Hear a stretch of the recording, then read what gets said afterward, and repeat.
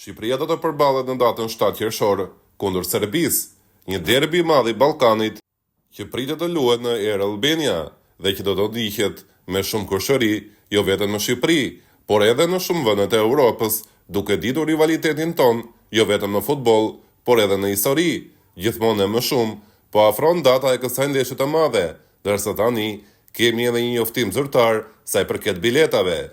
Federata Shqiptare e Futbollit ka ardhur me një njoftim të fundit pak minuta më parë, atje ku thuhet: për shkak të interesit të jashtëzakonshëm për ndeshjen Shqipëri-Serbi, e vlefshme për kualifikuesit e kampionatit botror 2026, Federata e Futbollit njofton se do të ndjekë një procedurë të posaçme për shitjen e biletave, me qëllim menaxhimin sa më efikas të kërkesës së lartë nga tifozët shqiptarë. Duke qenë se kërkesat pritet të tejkalojnë kapacitetin e stadiumit, Federata Shqiptare e Futbollit bën me dije se nuk do të ketë një shitje të menjëhershme të biletave, por do të ndiqet procedura e mëposhtme.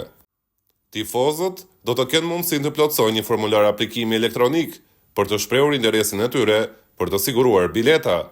Ky formular do të publikohet nga ana e Federatës Shqiptare të Futbollit më 15 maj 2025.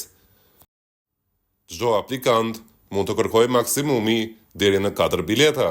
Pas përfundimit të afatit të aplikimeve, do të kryhet një përzgjedhje e rastësishme dhe automatike përmes shortit kompjuterik të aplikantëve, të cilët do të kenë më pas mundësinë për të blerë biletat. Të përzgjedhurit do të njoftohen disa ditë para ndeshjes nëpërmjet adresës së tyre elektronike. Pas njoftimit, ata do të marrin një link unik për të kryer pagesën online në periudhën 30 maj 2 qershor 2025. Pas konfirmimit të pagesës, biletat elektronike do të dërgohen në adresën e regjistruar të e-mailit. Federata Shqiptare e Futbollit thekson se bileta mund të transferohet vetëm një herë. Çdo transferim i mëtejshëm do ta bënte biletën të pavlefshme, shkruhet në faqen zyrtare të Federatës Shqiptare të Futbollit. Pra në bazë të këtij përshkrimi, theksohet se në fillim do të aplikojnë të gjithë ata tifozë që kanë interes për ta parë këtë ndeshje nga afër. Më pas do të ketë një përzgjedhje rastësore të emrave nëpërmjet shortit kompjuterik të aplikuesve. E thënë më ndryshe, në fillim mund të aplikojnë 300.000 tifozë shqiptarë, por në fund do të fitojnë bileta vetëm 20.000 tifozë, sa janë vendet në Air Albania.